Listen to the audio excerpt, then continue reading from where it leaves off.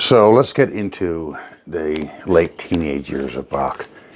As I had stated before, he had lost both of his parents, he lost two of his siblings, and he ended up, as a teenager, moving to Arnstadt, which is an amazing place to go. Still cobblestoned, and I was there as a kid, 1967. I actually played the organ that Bach had played. I remember I was able to convince my dad to take me in there after I snuck into the church and listened to the organ and talked to the organist and showed him I could play a little bit. And so at any rate, I remember the organ had these pedals that were very extensive. You really had to be athletic to play them. It wasn't like a 2-pedal or 3-pedal organ now. There must have been 11 or 12 of them there. I remember that. And this is where Bach got his first job playing that organ. He was 18, 1703. And, he got paid more than any of the other Bachs. That was the family ancestral home, by the way. And, their lineage there in Arnstadt is probably 300 years old. He had ancestors who were composers, ancestors who played earlier versions of the organ. He had town pipers who played in, and these are ancestors of his who played in the tower in the center of Old Town. It's still there. I've climbed that tower. I've been, right in those rivets where, the Stadpfeifers, that's what they called them, would play. So fascinating. And then you start to look at Mozart, and he went to 88 cities in Europe in his youth.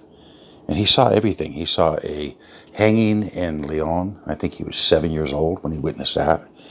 And I saw a lot of viscera, caught diseases, recuperated in what's now the Czech Republic. So you think about the viscera that these children went through and how they ended up producing the most glorious substance on earth, music.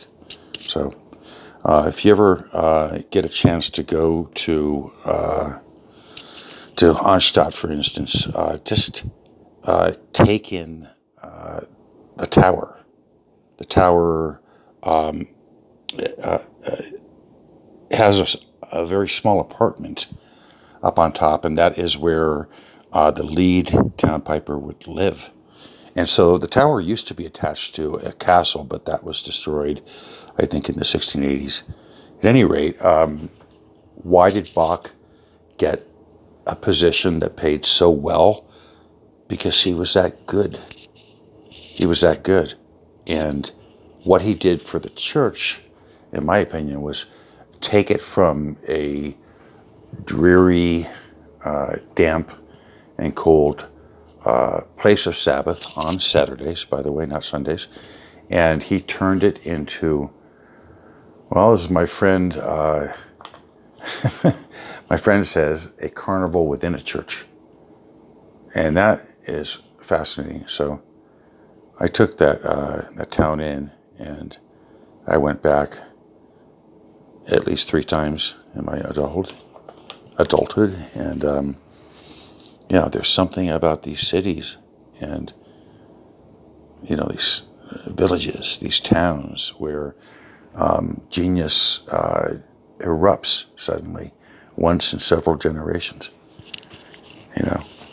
And of course, Vienna is where everybody flocked during Mozart's time. Haydn was there. A lot of people was there. Salieri was there, and Beethoven was there, Schubert, and so on and so forth. So Vienna in those days was rather like San Fernando Valley is now, where you've got lots of very famous, very rich musicians living, and they're not living in Hollywood. They'll pick Holmby Hills, Beverly Hills, San Fernando Valley, the posher areas, of course. But history rhymes. So there you go. Thanks for listening. Another 5-minute Thomas rant.